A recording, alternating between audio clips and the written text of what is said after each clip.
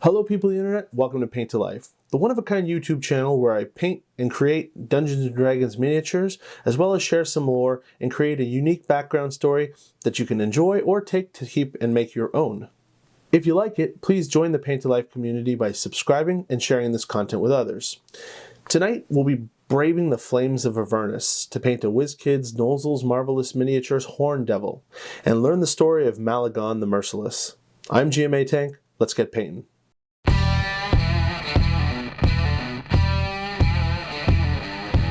Alright, now before we get started here, let's take a quick moment to recognize my fancy new Canadian sport coat.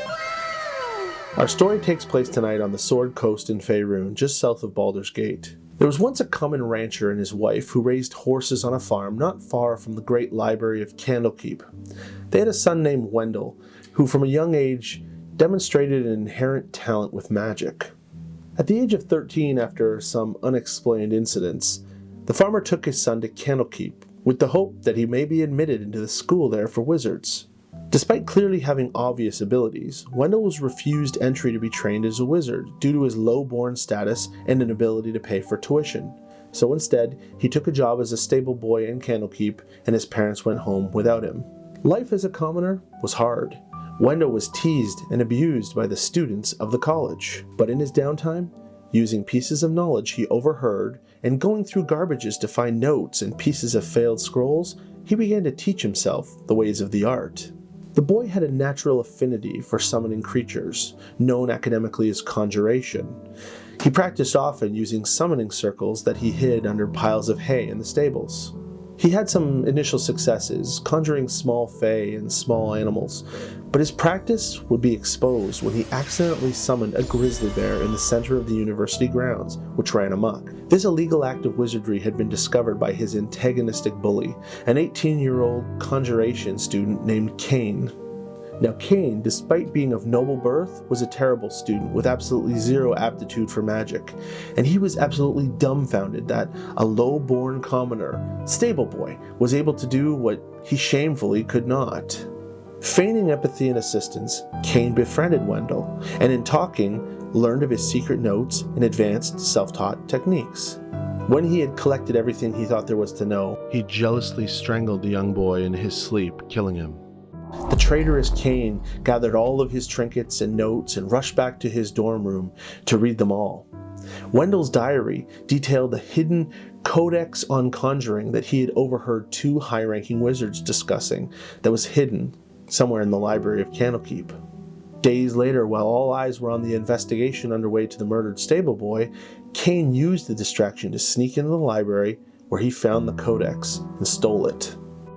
Fleeing east, near the town of Baragost, he took up residence in a ruined tower on the outskirts of town and began to study the fascinating book. The codex was richly detailed and had intricate instructions on how to summon small devils known as imps. Fearful of discovery and persecution for his crimes, he decided he would attempt to summon some imps to serve him as invisible lookouts. Meanwhile, back at Candlekeep, the author and owner of the codex, a great conjurer known as Ezra Duzit, was concerned upon learning of the theft. The book was full of honest, first-hand knowledge of his experience and journeys through the Nine Hells. Additionally, this tome had been magically enchanted to translate itself into whatever language the reader knew, and there were things written in there that were just dangerous, especially in the wrong hands. Ezra prepared himself for a journey to track down and recover his lost work. In the ruined tower outside of Baragost, Cain was becoming more confident in his study of the codex itself.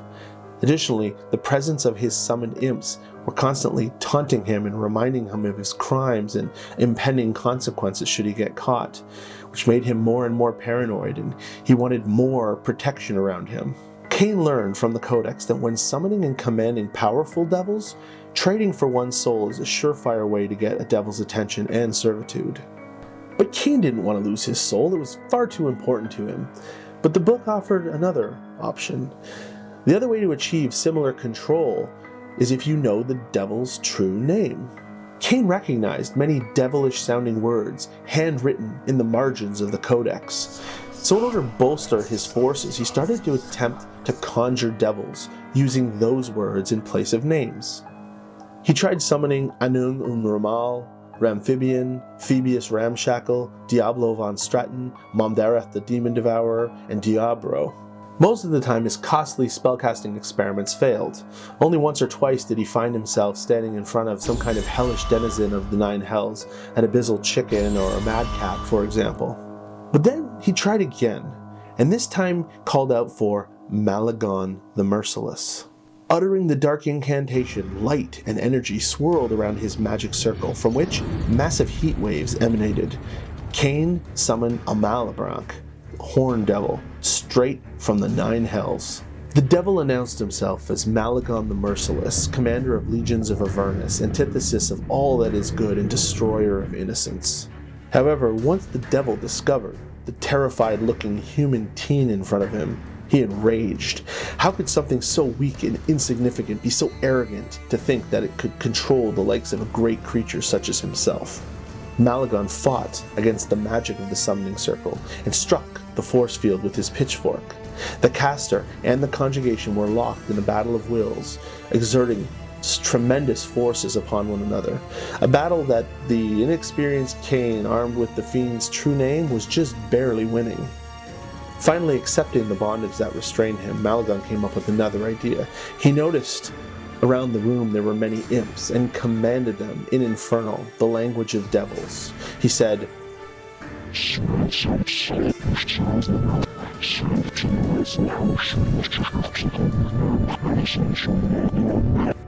Cain watched in horror as his imps began throwing hellfire around like children throw snowballs.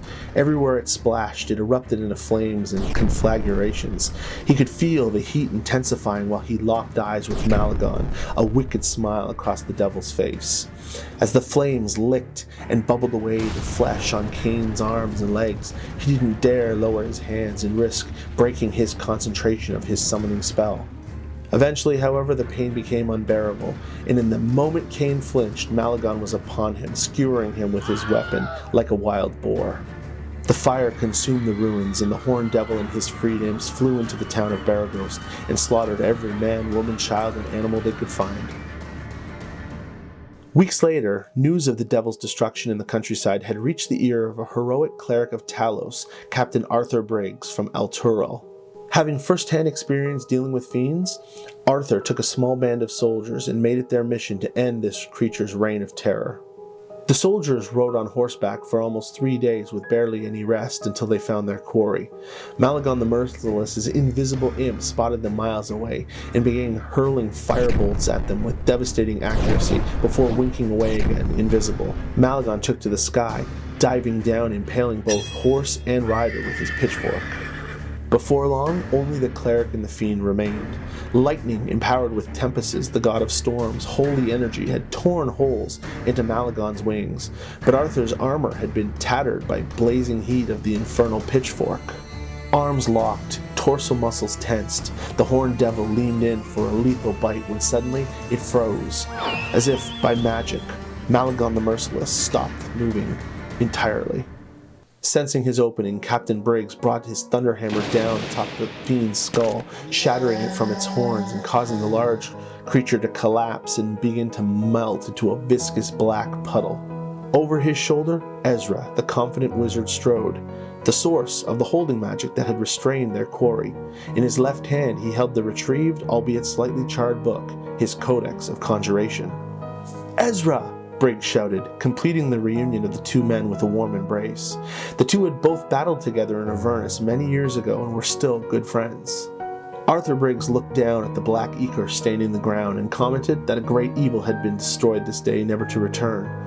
Both men, however, knew that destroying a devil on the material plane only sends it back to the Nine Hells from whence it came. Malagon woke up, surrounded by black water. He rights himself with his wings outstretched and swims forward, ultimately crawling out of the river Styx, reborn on Avernus. After taking a second to regain his senses, he extends his wing and takes off into the fiery sky. In the distance, he spots a unit of horned devils, just like him, numbering in the hundreds. He lands and rejoins the Legion, continuing their eternal march across the hellscape, preparing for war. Unless, of course, they hear their name called and are summoned away. Malagon the Merciless.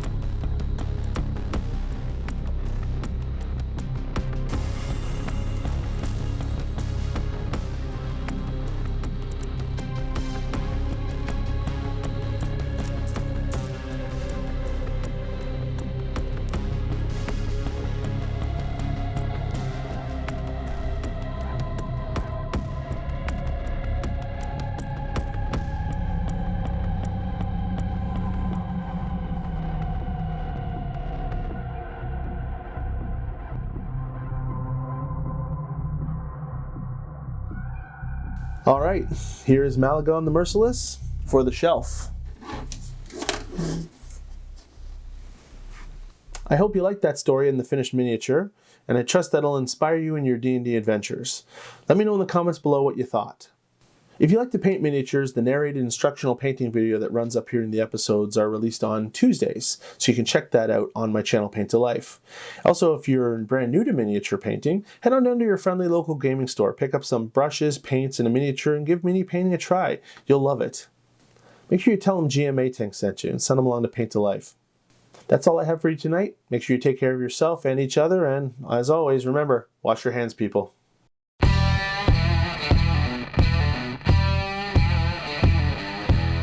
Antithesis of all of the good and destroy of all that is good. Antithesis. How do you fucking say that? Antithesis. Am I saying it wrong?